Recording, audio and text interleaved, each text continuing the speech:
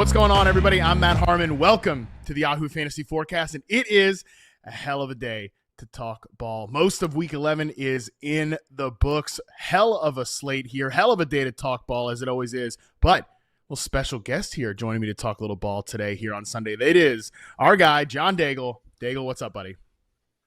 Someone had to be tag teamed in for Chris Allen, so here we are, and I will do my best this 1 week in his place. I am fully confident that you're absolutely going to dominate. Yes, we miss Chris, but Daigle's going to step in and give us a great show to go through our Sunday live recap here, as we always do. First segment, that's the games that we care about most, plus our boom and bust players of the week. Second segment, that's the games that we sort of care about, and we wrap it up in the third segment with games that could have been an email. We have some big-time email energy in that segment this week. But first, like I said, we get to our boom and bust players of the week. Our boom player of the week, I think this might be, I'm probably wrong about this, but I feel like this is the first time we've had a quarterback in this spot, and it's well-deserved. Josh Allen, 42.7 fantasy points. Daigle, that is the highest point total for a quarterback this season, and it's only the second time in the Super Bowl era in which a quarterback has had 3 passing touchdowns and 3 rushing touchdowns. So Josh Allen, absolutely smash spot here in this game. And oddly, on a day where, as we'll talk about in a bit, Keon Coleman was healthy scratch. So we were all looking for the answer as to who would step up in his place. And there were a couple of players to talk about who did a little bit, but the answer was just go full nuclear Josh Allen and get out of his way in order to get this one done.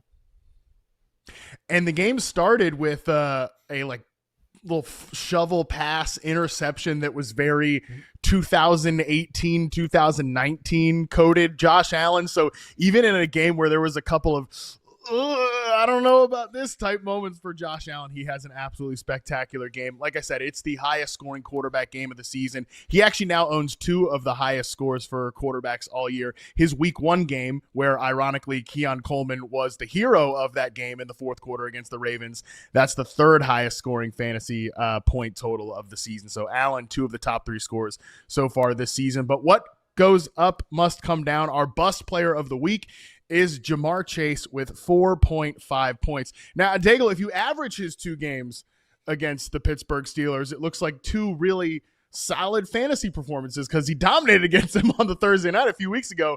But the highlight from this game, unfortunately, really has nothing to do with Ja'Marr Chase's play. It actually has to do with Spitgate, as Jalen Ramsey was ejected from this game for punching Ja'Marr Chase. It comes out after that the Bengals wide receiver spat on Jalen Ramsey. It's very clear on video. And if you remember this, in week 1, Jalen Carter was tossed out of the opener for spitting on Dak Prescott, and the league viewed that as a suspension. Him missing that game was a 1-game suspension. That's kind of how they sold it. And that makes it kind of questionable if Ja'Marr Chase might get himself suspended for next week. So not only did he hurt you this week, there's a chance he might hurt you next week as well. It's a shame that's what overshadowed the performance of the Steelers defense as well. A week after, the Chargers really took it to them on primetime Sunday Night Football. But nonetheless, the concern for fantasy for us was always that Ja'Marr Chase, as fun as it's been with Joe Flacco, we're still talking about how fragile his outlook is weekly because it genuinely hinges on the availability of a 40-year-old quarterback, because we've already seen him play with Jake Browning. Yeah. So it really is going to continue coming down to what is happening with Joe Flacco now. And the Bengals lose this game, and I think that's the biggest question now, is if they lose again in week 12 against the Patriots, who don't know if you guys have seen this. Patriots, very, very good this year. Without Ja'Marr Chase potentially. Week 13, Thanksgiving in Baltimore, that's when Joe Burrow's supposed to come back. That's when he's apparently been targeting his return. But Daigle, if the Bengals drop 2 more games, I mean this game and then the next week, is it even worth Burrow coming back at all for the fantasy playoffs if the Bengals don't look like they're very much heading towards the NFL postseason? I know Justin Boone addressed this in last week's waiver wire wherever Joe Burrow was dropped, but it's still a touchy subject that requires context because all reports make it sound like Burrow is coming back and rushing back if the Bengals, as you said, are in playoff contention. And it may not even be that Thursday game against the Ravens. on Thanksgiving, which again is an impossible matchup to win for the Bengals too. And maybe the next week against the Bills. So now with this loss, like you said, we are looking at the Patriots and the Ravens standing in the way of Joe Burrow potentially returning. And if that's the case, I just don't know how you can stash him if you're a team trying to make it to the fantasy postseason, because that seems like we're still projecting him for a 0 as it stands. Yeah, just what a messy season for the Cincinnati Bengals. You wonder what the conversations are going to be like in that building at the end of the year. But we're going to transition to our main conversation here of the day. That is the games that we care about most, starting with, we talked about Josh Allen earlier. Let's get back on that train here. Bills 44, Buccaneers 32. You mentioned it. The Bills shook up their pass catcher core with Dalton Kincaid hurt and Keon Coleman being a healthy scratch for he missed a meeting on Friday, and I know that was the big selling point from the insiders. Like, oh, he missed that meeting, and that's why he was healthy scratched. To me, Daigle, I think it's been pretty clear they've not been happy with Coleman all throughout the season. I think anybody that can watch the film realizes why they're not healthy or why they're not happy with Keon Coleman. But it ended up being a big rotation. Only Dawson Knox ran a route on more than 70% of the dropbacks in this game. It was a wide open spot, and although, yes, we got only one player being consistent, and that's Knox, who that was actually the second time this year where he stepped in for Dalton Kincaid and ran a route on over 70% of the Bills' dropbacks as they're tied in one. At least we did get a little bit of confidence and hope for Tyrell Shavers, who came away with a 16.5% target share and a long touchdown as well. So perhaps the player that Boone will once again talk about on waiver wires this week as who's going to step in for Keon Coleman rest of season. Yeah, Tyrell Shavers is a guy who's mostly been active because he's been a rotational wide receiver for this team anyways. He's actually gotten some burn. Mm-hmm. Every now and again, I don't know if you have this feeling, but every now and again when I see number 14 out there for Buffalo running deep routes down the field, I kind of have to check myself, like, what year is this? Is that Stephon Diggs back there? No, it's not. Gabe Davis is the guy who's actually back in action as the Bills wide receiver. Had a couple nice plays in this one, by the way, did Gabe Davis, who runs a route on 45.5% of the dropbacks, targeted on 27% of his routes here. But Tyrell Shavers is a guy who has some speed, but he's mostly been active for his special teams ability. His touchdown in this game, Daigle, kind of came on a Josh Allen improvisational moment where he's scrambling around in the pocket. Shavers cuts off his kind of called route and then rips it down the field. So I don't know if Shavers, who was like a 42% route participation player, if he's going to be somebody that is consistent on a week-to-week basis. But I don't think coming out of this game, the Bills are going to see this and think, oh yeah,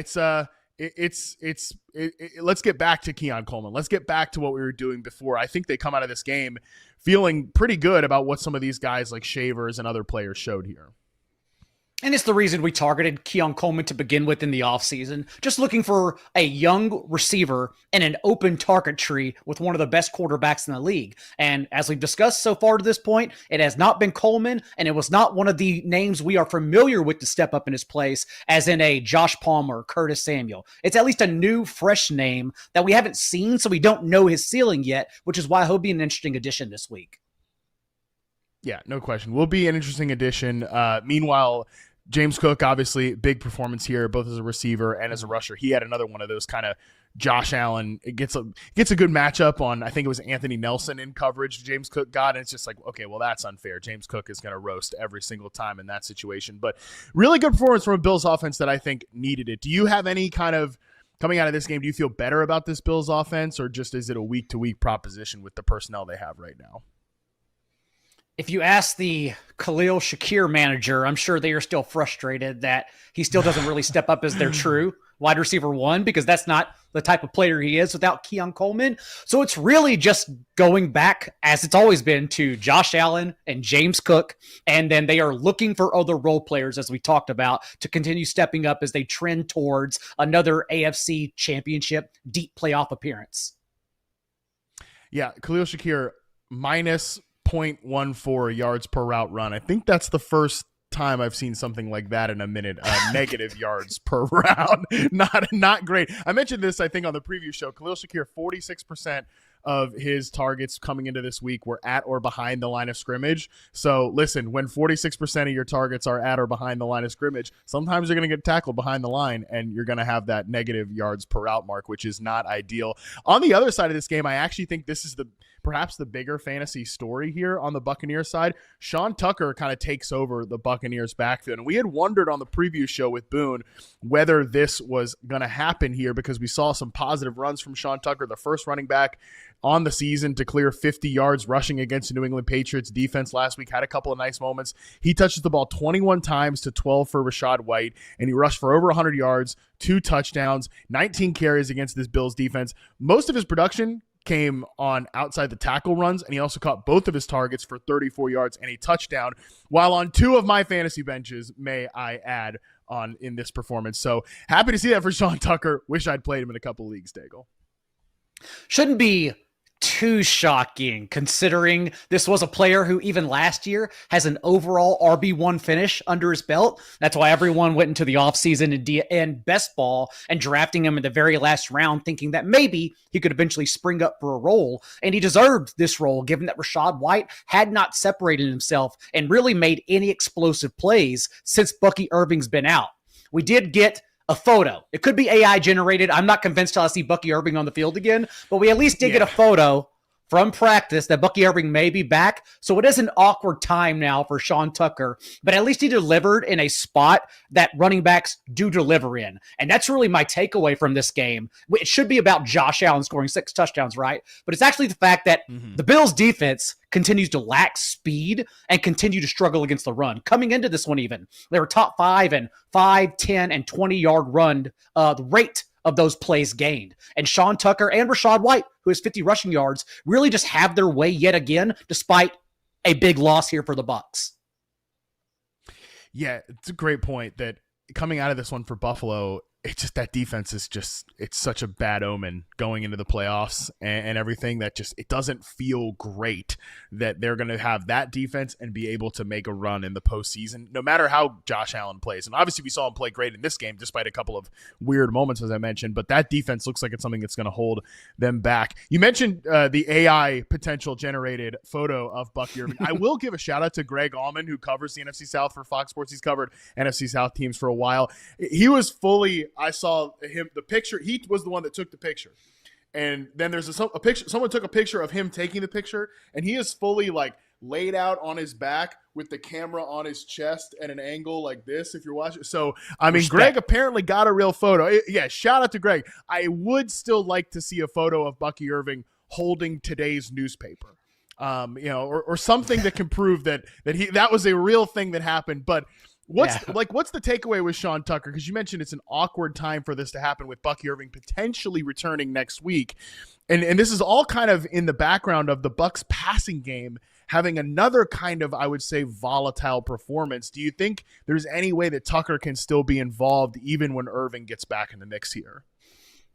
If the 49ers and even the Bucs have taught us anything this year, it's that nothing is certain until those players are actually out there on the field, as we've been waiting out the Bucky Irving injury for over a month now. So if you have Sean Tucker and he's only rostered in 26% of Yahoo leagues as we speak, you're clearly very happy. And if Bucky Irving were to miss again, then Tucker's the guy we want to start over Rachaad White. Having said that, when Bucky's back, I would imagine at least a 1 or 2 game ramp up in a committee. Even if that committee means it's 60-40 in favor of Bucky Irving, I think we eventually get Bucky Irving again. But again, anytime Sean Tucker has had to step in, he's done a good job. And so I think he could be someone also who maybe the offense looks at and says, we need to integrate this guy at least a little bit more behind Bucky moving forward.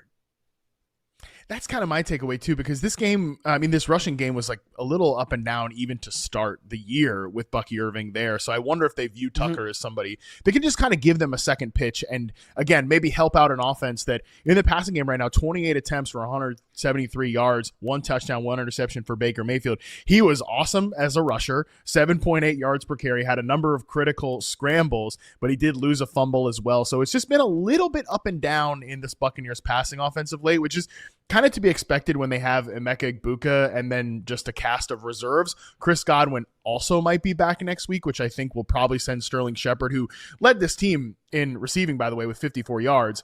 It will probably send him back to the bench as the slot receiver, because I think Tez Johnson's probably shown enough, even though he didn't do much in this game, shown enough to remain as the other outside receiver. But I could be totally wrong about that, because one game that we saw of Chris Godwin, he was primarily playing on the outside when Shepard was out there as well. So we'll see what happens with this Bucs receiver room, as again, Chris Godwin is also getting healthy here. Let's stick in the NFC South and go to our next game.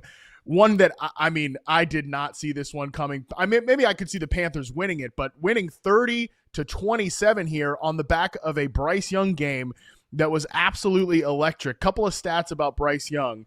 His 448 passing yards are the third most in a game this season. It's one of just 400-plus yard passing days.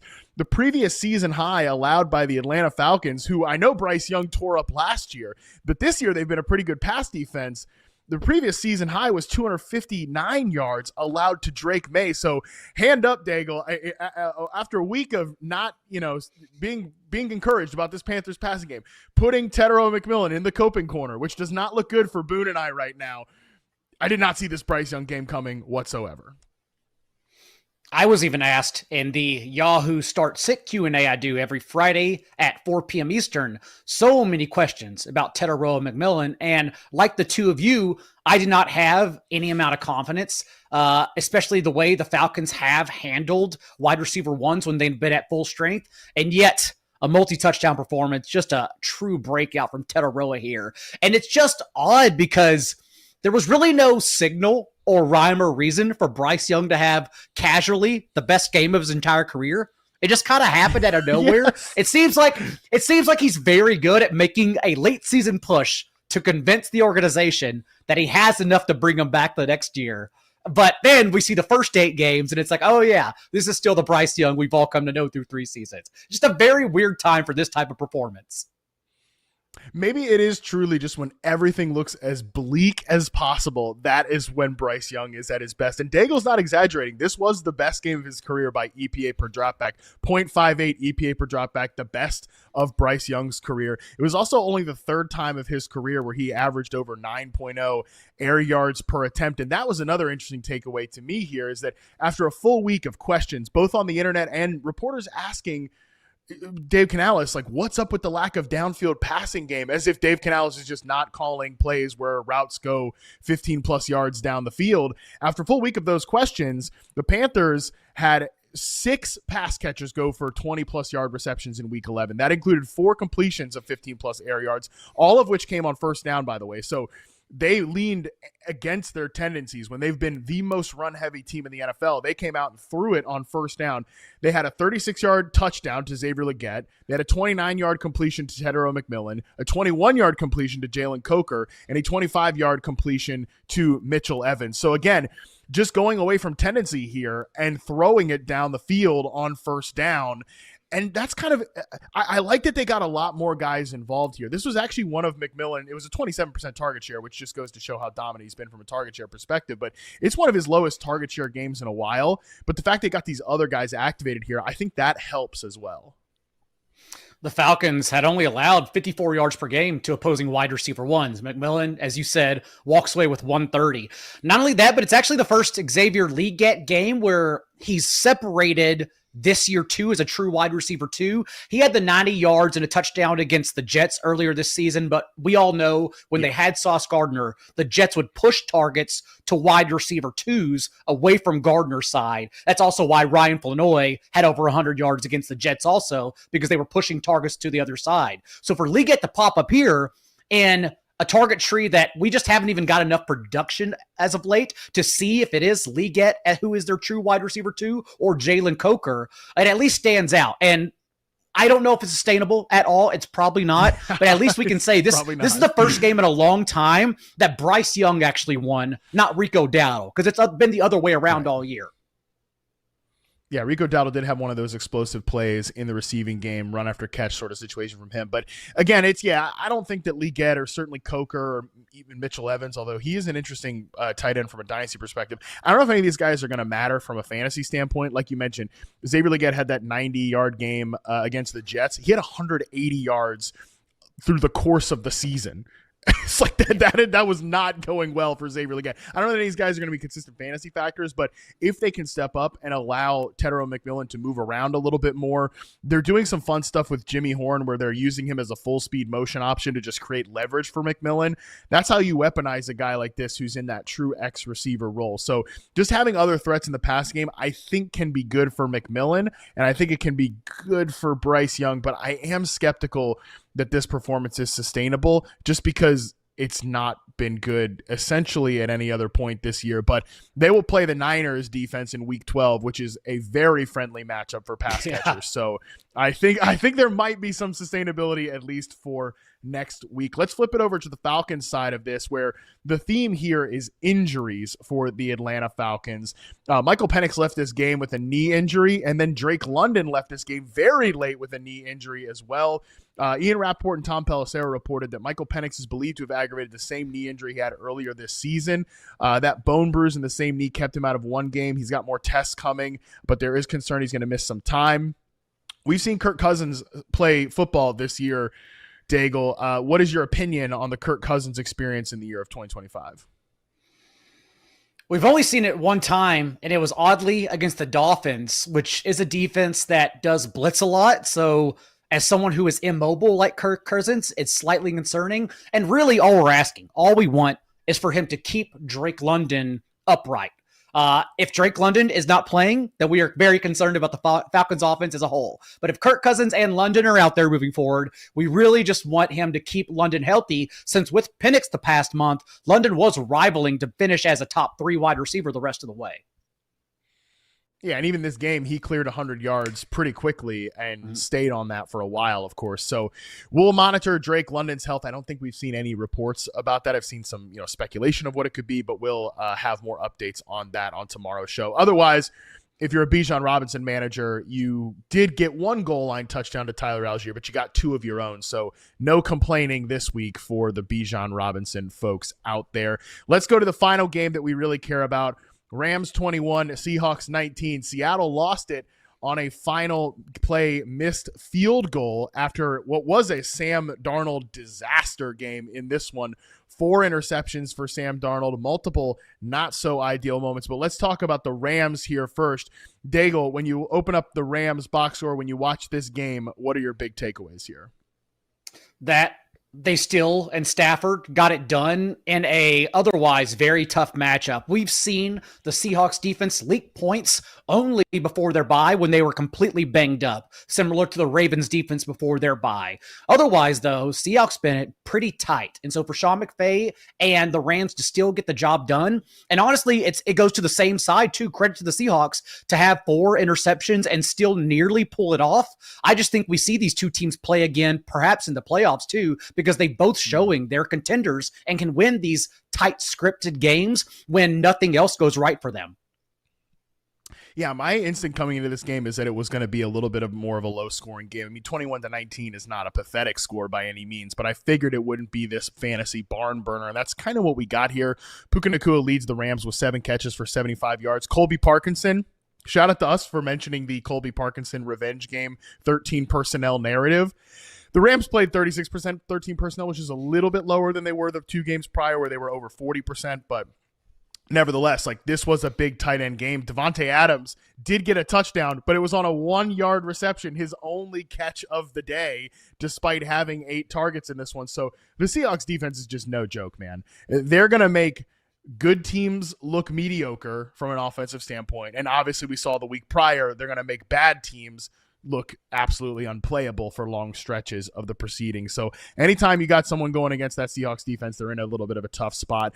Speaking of the Seahawks, a lot of takeaways on that side of it here. Again, Sam Darnold, how concerned are you about Darnold after this 0 touchdown, 4 interception, tough performance here? Is he turning back into a pumpkin? I think it's more impressive for the Rams defense to hold the Seahawks to this, especially since they were one that had been succumbed to play action passes. And that's really what Sam Darnold, Jackson Smith and Jigba, even in trading for Rashid Shaheed, that's what Shaheed's done well all year, in particular, spike big plays from play action. But the Rams really did a good job in limiting it today.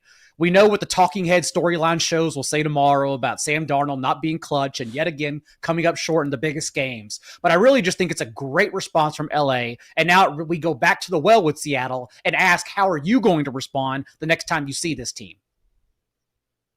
Yeah, that's exactly right. I think they'll have to figure out some ways to attack that defense that they couldn't find here. Gray Zabel, their star rookie offensive lineman, picked up a late injury. Their center is already missing time, so that's definitely something to monitor. Their other interior spot, the right guard, is not a good player at this point, so definitely something to monitor with this offense.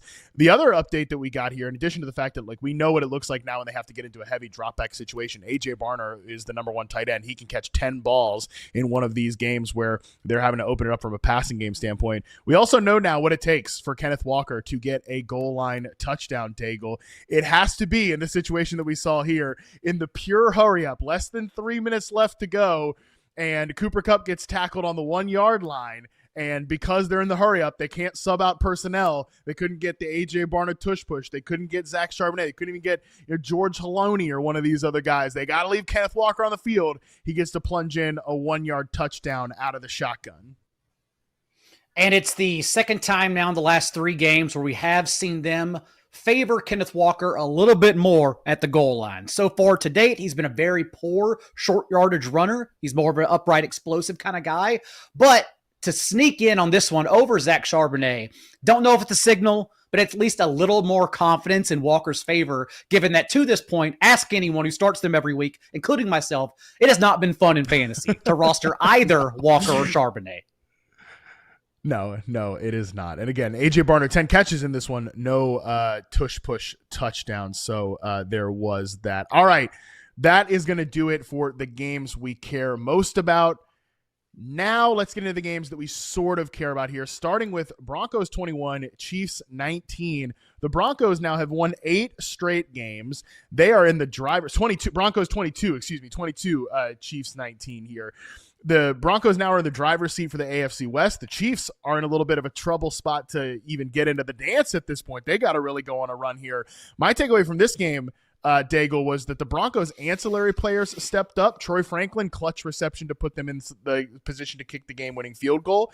Pat Bryant, their rookie receiver, who I want to see more and more of, he had some nice plays here. The only ancillary player who did not step up was the guy that everybody wanted, which was R.J. Harvey in the backfield. And the last time we saw the Broncos against the Raiders, everyone, 1, wants to forget the last time they saw them, but 2, it was still Pat Bryant stepping up as the team's second, third wideout. A big 43-yard catch led them in receiving yards against the Raiders, I believe. But again, right here to come out as a developing rookie, second half of the season, 5 catches, 82 yards. And for Troy Franklin to really continue separating himself from Cortland Sutton in particular over the last month, we are seeing different players emerge for Denver. In this win streak, when you say that out loud, it seems crazy because we've seen Bo Nix's performance against the Texans and again against the Raiders in that time, but they're still getting the job done. So that's nothing I know to take away for fantasy, but it's important that teams win these kind of games because that kind of chemistry and what you learn does matter as we push towards the playoffs here. No doubt. Do you have any kind of concern about R.J. Harvey at this point? 11 carries for him. Jaleel McLaughlin gets 6. Tyler Bidet is involved, obviously, in the passing down role. Is R.J. Harvey somebody you can even consider starting at this point, even with J.K. Dobbins going on IR and is going to miss the rest of the season, unless the Broncos make the Super Bowl? I saw J.K. was insistent that if the Broncos make a Super Bowl run, he's going to get back for that. But for our purposes of fantasy football, he is done for the rest of the way. To only outcarry Jaleel McLaughlin, who the team willingly healthy scratch for a lot of this year, 11-6 in favor of Harvey, still somewhat concerning, but we can also just chalk it up to Peyton shenanigans, as we maybe should have even expected coming into this game. So I comp R.J. Harvey's outlook similar to Woody Marks, not the Marks this week that we may get into a bit, where he basically handled every single touch. But I do think it's just going to be a player where, depending on your format, depending how injured you are, how many buys you have, you still can start R.J. Harvey, and you certainly don't want to give up on him just from this game because we still are projecting for the entire season. We still expect him as the best player in their backfield to emerge at some point, but obviously not the results that we all wanted in his first game here. They're on bye in week 12, then they come back and get two really nice matchups in Washington and then in Las Vegas, Commanders, Raiders. And RJ Harvey did have a 61% snap share. He had like a 69%, I believe, running back touch share. 61% share of the running back rushes. So definitely pretty good role for him. You got to like that, I think. So I'm glad you were a little bit more optimistic there. On the Chiefs side of things, just not a great game from Patrick Mahomes, I think, in this one. Was definitely frazzled, thrown off his spot a couple of times, had some inopportune plays. Where are we at with the Chiefs at this point after, again, 45 pass attempts for 276 yards for Mahomes? For Mahomes, it's concerning because everything we just said about Bo Nix, anyone who watched this game saw him outplay Mahomes. So we can still chalk that up to simply being the Broncos defense. You're on the road here. It's a division game. And that's what happens even when we talk about the Rams Seahawks. Wild things happen. Ask anyone in survivor pools in division games. It's okay whenever you get these blips on the radar. But as you said, for a 5-5 team with championship aspirations, I don't want to overreact because the Chiefs have done this before and then got to the postseason and wreaked havoc. But right now, I guess what is our concern level out of 10 for the Chiefs? 5, 6? Probably more, given that they're full strength than past years. Yeah, I'd say at least a 6. I don't know. I mean, it's just like at some point it becomes a math problem because, I mean, there are some teams, if we pull up that playoff bracket, that maybe I don't feel so great about. Somehow Jacksonville's still in the mix here.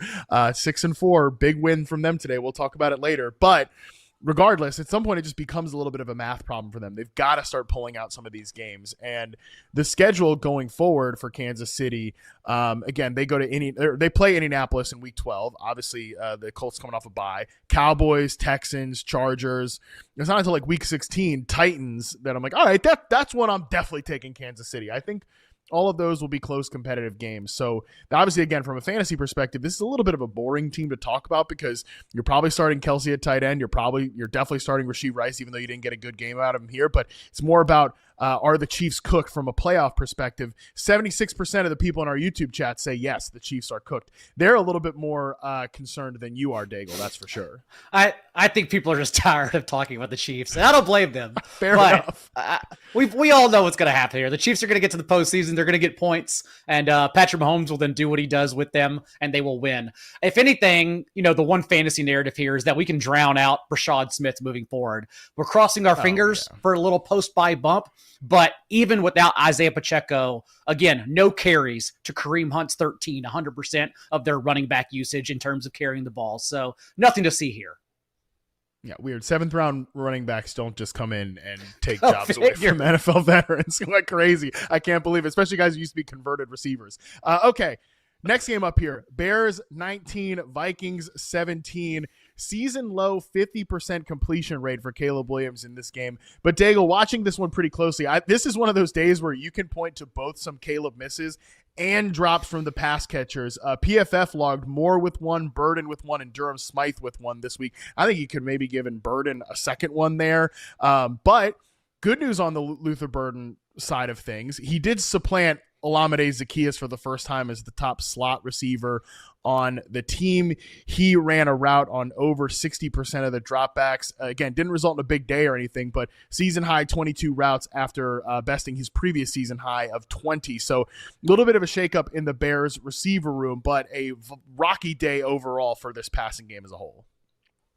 Still what we're hoping for, since I'm sure, as you even noted in reception perception, Luther Burden is a guy who really we're just waiting for the dominoes to fall correctly for, similar to Jalen Knoll, because when they've been on the field, they've proven they should be on the field more often. Luther Burden is actually top 5 in yards per out run so far, both from out wide and from the slot. He can win wherever you put him at. And so to even get a little bump in usage, I would hope it's trending towards him being usable, wide receiver 3 or flex, for the rest of the season, but in particular when we get to the fantasy postseason. So some hope there. Definitely some hope there. DJ Moore runs the most routes on this team, 83%. Had one crazy catch where he almost dropped it and then caught it kind of between his calves. But he sits on a 0.6 yards per route in this game, target on 10% of his routes. Just has like absolutely no role in this offense. Every week I feel like I get questions about, can I play DJ Moore or this person? What do I do with DJ Moore? I'm like, this is a guy you just, at this point, you can't even consider playing. And I think might be one of those tough name drops because he's a guy that is a big name, and it's just an offense I think that is, despite a little bit of hiccups today, getting better. But again, he's somebody that is probably more of a roster clogger in redraft than anything else here. And we want to be careful with sabotage drops this time of the year because we could have tried it a couple weeks ago with Alvin Kamara, who had 20 carries. We could have tried it this week with Deebo Samuel, who then led the team in receiving yards with a receiving touchdown in Berlin early Sunday morning. So we'll be careful, but is DJ Moore usable weekly? I agree with you. No, we should certainly pick our spots every single week. On the Vikings side of this, I'll give JJ McCarthy credit for a really nice drive to take the lead in the end, which ultimately the Bears ended up getting their own field goal to win the game. But this, I think, was his worst outing so far. He is just so sped up. His footwork is a mess. I mean, Justin Jefferson was clearly frustrated, maybe with himself, but just generally throughout the game, clearly frustrated. The receivers were pretty out of it. I don't know, just not feeling great if I'm invested in the Minnesota Vikings passing game at all after the performance we saw from JJ McCarthy. I know in his 5th start of his career, but still, this was a very, very shaky day for number 9 there in Minnesota. Another poor performance. Again, just 5 starts, but we said the same thing, copy paste before, saying, just 4 starts. No worries. Yeah.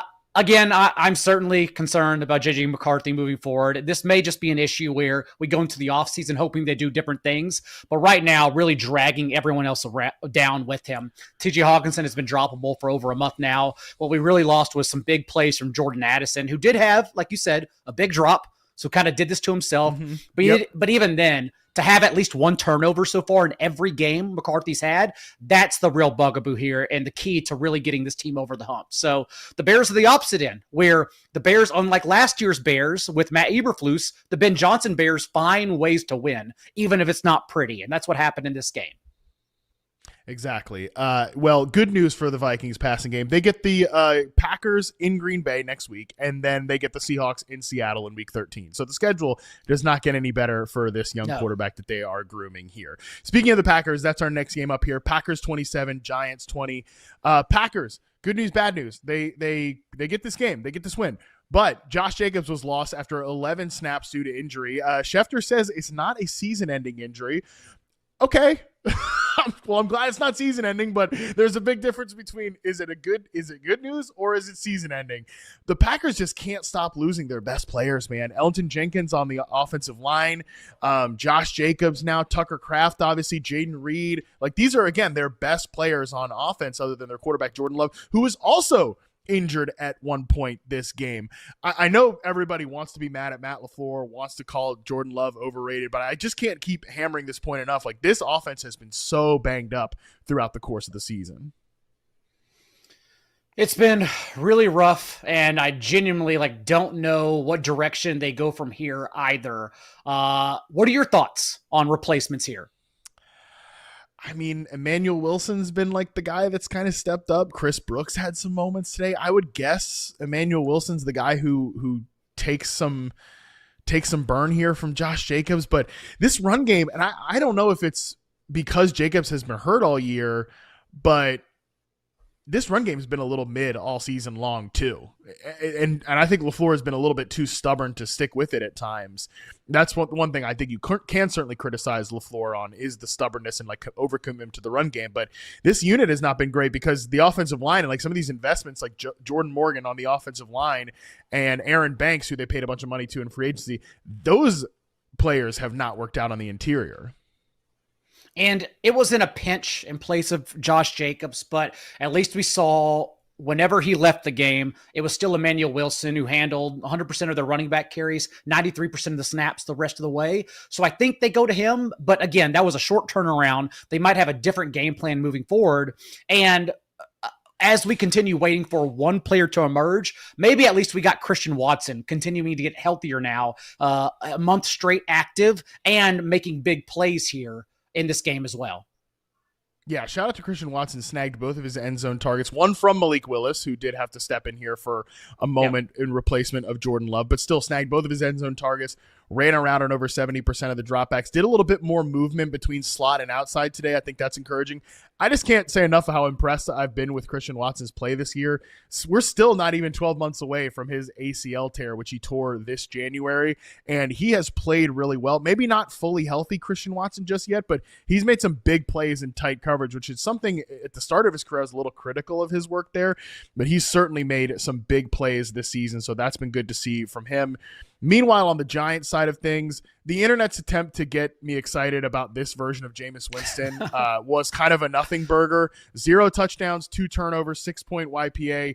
I know, Daigle, I'm sorry for being the wet blanket here, but like, what am I supposed to get excited about the Jameis Winston experience on the Giants for? Like, Isaiah Hodgins was back with the Giants catching passes today. There's nothing interesting from a receiver's perspective here.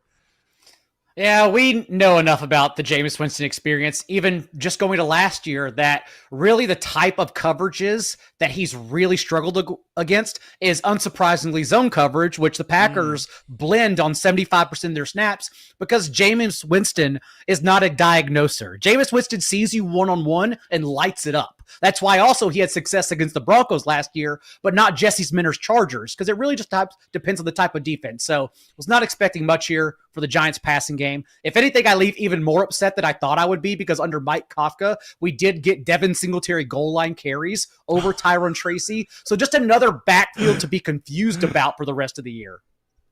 That's a great point. Yeah, Devin Singletary popping in touchdowns here. I would have thought, oh, he's a Dayball guy. You know, he followed Dayball from Buffalo. I had the pit stop in Houston. Now he's in New York with the Giants. He'll go back to Tyron Tracy. Nope, Mike Kafka takes over. It's the Devin Singletary show. So hopefully Jackson Dart is back next week, and Jameis Winston can go back to aura farming every time somebody puts a camera in front of his face, because I don't really need to see him start another game this season. Okay, let's move to the next one here. Ravens 23, Browns 16. Very volatile performance from the Ravens passing game. Derrick Henry goes over 100 yards on 18 carries, also catches 2 for 19 as a receiver. But again, not a great day from the passing perspective. Myles Garrett dominates it, but we did get a Mark Andrews touchdown. But, Daigle, it was not a receiving touchdown. It was a fake tush-push formation from Todd Monken. And then Mark Andrews on 4th and 1 proceeds to run 35 yards for a touchdown in what has to be the funniest scoring play of the season. Just fully spins, turns his back to the offensive line, and then runs out right outside the tackles, as you said, to sprint for that 35-yard score. And it's just good to see the tush-push being grown on top of. The Eagles did something similar last week. It didn't result in a 35-yard score, but against the Packers in that game that I hope no one watched because it wasn't worth it on Monday Night Football, Jalen Hurts also tucked the ball and went outside the left tackle as they continue expanding that package. I have always been in the camp that anyone can do the tush push. Literally any team. You just shouldn't always do it with your quarterback, like a fragile and smaller quarterback like Lamar Jackson. Jalen Hurts squats 650 pounds. Mark Andrews is a bulky tight end. Take your biggest, most athletic guy and build on the tush push like the Ravens interestingly did today. Yeah, shout out to them. That's like the most interesting thing I can say about the Ravens passing game, because otherwise, Mark Andrews, 3 catches, 32 yards. Zay Flowers had a deep catch down the field. Are you concerned about Baltimore's passing game, which quite frankly, since Lamar Jackson has been back, has been a little bit up and down outside of some good showings on Thursday night against the hapless Dolphins? I'm not there yet. Again, Lamar Jackson and Brian Flores, if we go back to a couple weeks ago against the Vikings when Lamar also struggled, that's a chess match between just 2 intelligent football players and a coordinator. So nothing's shocking there. Again, you travel to Cleveland in poor weather, a division game against a coaching staff that's used to you. I wouldn't say it was underwhelming, don't get me wrong, but I wouldn't say shocking. But then you move on beyond this game and get to the fantasy playoffs. Next week, we're talking about the Jets and the rest of the Ravens schedule. The Bengals, the Steelers, the Bengals again, the Patriots, who have a great run defense, but you can pass on, and then the Packers in the final week of the fantasy championship. So I'm still excited about Lamar Jackson, the passing attack. And if anywhere your league trade deadline is still open, I do think it's a reason to buy low on him. That's a great call. I'm positive we're going to get Lamar Jackson panic meter submissions for the show with Boone tomorrow. I'll tell you what, I am not going to be putting Lamar Jackson in total panic or coping corner zone when he's got a game against the Jets and the Bengals the next 2 weeks on the schedule. So I love that call by you that before your deadline, maybe just make an offer to the Lamar Jackson manager, because I'm sure they're irritated over what they have gotten lately. All right, final game in this segment. 49ers 41, Cardinals 22. I know this looks like an email score line here, but we got some interesting takeaways from this one. Number one, on the 49ers side, Brock Purdy returns and just kind of has a efficient outing as a passer, because this was the Christian McCaffrey show. 3 touchdowns here, 13 carries, 5 catches for him, and George Kittle was the recipient of 2 touchdowns as well. So just a machine-like performance for the 49ers offense, where Ricky Pearsall, Juwan Jennings did not have to do much as wide receivers. And we'll see if it was just Brock Purdy coming back that got George Kittle intently more involved. Perhaps that was more of a Mac Jones issue, why George Kittle has been so hit or miss the past month. But I do think it was really good, even in a softer spot against the Cardinals defense, for Brock Purdy to come back and really look at full strength, because the Niners, as we all know, have become a sieve on defense, where just anyone can do whatever they want to them. But as long as their offense can match you point for point, they can continue making noise if they were to sneak into the postseason. Speaking of being a sieve on defense, the Cardinals definitely, they were never in this game. They had a disgusting amount of penalties, but their offensive box score looks like a game that should have been competitive here. Jacoby Brissett, Adam Schefter noted this, completed an NFL record 47 passes in this game. That one snuck up on me here. I was like, I didn't see record-breaking performance happening when I was watching Jacoby Brissett in this one. And he also completed 80% of his passes, did not take a sack. And Michael Wilson had the best performance for a wide receiver in the Drew Petzing, Jonathan Gannon era since 2023.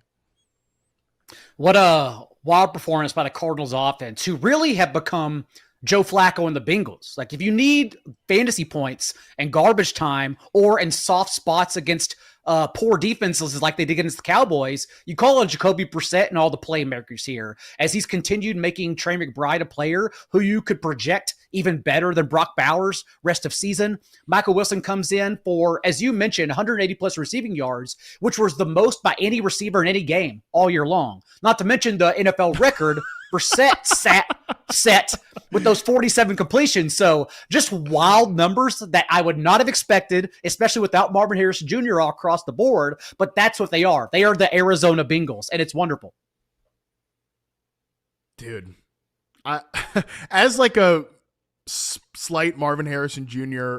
apologist, I'm just still so annoyed that he didn't get to play in this game. I get it. Like, Michael Wilson was awesome. Michael Wilson's a solid player. I think he's somebody that is a little bit overlooked because the Cardinals passing game has been so messy, but you can't tell me like Marvin Harrison Jr. would have come out with some usable line here.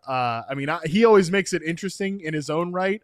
When he's in certain spots, he will have a bad drop here and there, but as a Marv, like I said, apologist, this is frustrating to see this performance that he could not be involved here because of his appendix bursting. But shout out to Michael Wilson, who, like I said, is a little bit of an underappreciated player. And another whack-a-mole performance for the Cardinals running backs too is Bam Knight's the one, who also has a 60-yard touchdown negated for offensive holding. Amari DiMercado was in and out of this game with an injury, but I imagine we are getting Trey Benson back very soon, if not next week. So at least we can continue to not get the rug pulled out from underneath us when trying to start one of these guys. Yeah, so excited to welcome Trey Benson back to one of my consolation bracket dynasty teams. Very excited to have him back in the mix there. All right, that does it for the games that we sort of care about. Now let's get into the games that could have been an email, and we have some very email-level games here, starting with Jaguars 35, Chargers 6. I think you could argue, based on the result here, that maybe I should have had this game higher, because what the hell happened to the Chargers here? But it was just a complete and absolute blowout from a Jaguars team, Daigle, that I did not feel very good about coming into this one. But Their run game was electric here. Travis Etienne and Bashal Tutin combined to gain 147 rushing yards, 3 touchdowns, and 13 combined missed tackles, according to Next Gen Stats. Worth noting that Bashal Tutin did pick up an injury late in this game as well. Which is unfortunate because in the first half in particular, he was really splitting time with Travis Etienne and showing off that athleticism, why we drafted him and stashed him to this point in fantasy. But really, this one can be said in an email because Justin Herbert got hurt. And yes, the offense was not explosive to that point in the first half. Herbert left with only 81 passing yards despite playing all 2 quarters. But nonetheless, whenever Herbert gets injured, the offense then clearly does not have a chance. And so we are just crossing our fingers because we do not think Trey Lance, the preseason specialist himself, can carry all these guys on our roster like Ladd McConkey and Rondé Gadsden weekly. Yeah, when Trey Lance, you get multiple notifications that he has entered the game throughout the course of the afternoon, it's a bad time for your football team. Just a quick stat on this. Next Gen Stats notes that he was pressured, Justin Herbert, on 52% of his dropbacks, 3rd highest rate of the season. Herbert has now faced pressure on over half of his dropbacks in 3 games this season, tied for the most such games by any quarterback. He was 3 of 8 under pressure today for 12 yards and an interception. So I'm sure we'll get some panic emails about the Chargers tomorrow. We will talk more about them then. Next game up here, Steelers 34, Bengals 12. The Steelers scored 34 points, and somehow only Kenneth Gainwell, who was 9% started somehow in Yahoo leagues, he was the only one who had a good day in fantasy, which is very classic Arthur Smith Steelers-ish. The big story out of this one is that Aaron Rodgers left this game with a wrist injury. Reports say that from Adam Schefter, initial concern is that Rodgers has, in the words of one source, quote, a slight break in his left wrist, but the Steelers quarterback will undergo further testing Monday to determine the full extent of the injury and how long he will be sidelined, according to sources. Mason Rudolph stepped in as the backup quarterback as this team rolled over Cincinnati. A really frustrating usage-wise anyways, performance for Jaylen Warren, since the signal had been consecutive games with 80% of the backfield touches. It was looking like all Jaylen Warren in this blow-up spot against the Bengals front 7, and it instead turned into Kenneth Gainwell, who is an elite contingency stash anyways, because we saw him put up a top 6 performance against the Vikings for the bye in place of Jaylen Warren in the past. But for him to sporadically do it in this spot, it's frustrating if you're a Jaylen Warren manager, certainly. And then Mason Rudolph, first of all, let's back up a little bit, because the Bryce Young performance in him convincing the Panthers at the end of the year that he should go into week 1 as their starter the following season is the same thing. It's as consistent as seeing Mason Rudolph in the second half of an NFL season. Like, here he is somehow again. And he does fine. He does well. He does well off the bench to clinch this one because it's the Bengals defense. But obviously moving forward, Mason Rudolph under center is a bigger problem than Aaron Rodgers.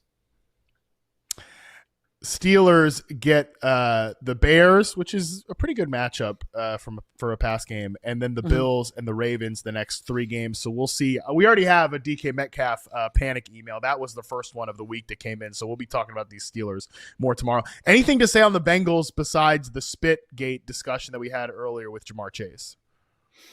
Otherwise, it's what we expected, quite honestly. I know Jamar Chase doesn't get there, but still leads the team with 10 targets. And Chase Brown, with Samaje Perine battling his high ankle sprain, outcarries Taj Brooks 18-1. So Chase Brown, it does seem like, goes back into that mode he was with Jake Browning, where it's every touch and you're hoping for efficiency. And at least in this spot, yet again, 5.5 yards per carry, gets over 100 total yards from scrimmage. Yeah, ever since the Steelers switched Jalen Ramsey, who I know got ejected from this game, switched him to safety, they got Kyle Duggar in there. Their defense has been a little bit less of a joke than it was to start the season. Next game up here, Dolphins 16, Commanders 13. The final international game of the season ends with a comedy of errors on the 1-yard line, as this was truly a game, Daigle, that nobody wanted to win. But eventually, in sudden death overtime after no one scored on their first 2 possessions, the Dolphins kicked a field goal to win this game. And that was with the Commanders also suffering injuries along the way. I know a lot of people had flex questions about Chris Rodriguez and really just who to try and squeeze into their lineup out of desperation among the Commanders' backfield. Otherwise, though, like Jacoby Crosby-Merritt did get involved slightly towards the end, but it did seem to be Chris Rodriguez's backfield for whatever that's worth. Not worth very much here. And the Dolphins, we know what's going to go on there. Jalen Waddle didn't have a big day, but 7 targets, and Devon Achane absolutely went crazy in this one as expected against that Commanders defense. Last game up here, Texans 16, Titans 13. I guess we can finally stop hearing negative things about Nico Collins, who's wide receiver 10 in points per game. He's done well these last 2 games with Davis Mills, and apparently CJ Stroud is no lock for week 12. He might come back, but reports aren't certain that he's going to come back from that concussion that he is dealing with right now. So that's what's up on the Texans side of things. Anything else to add for Houston here, Daigle?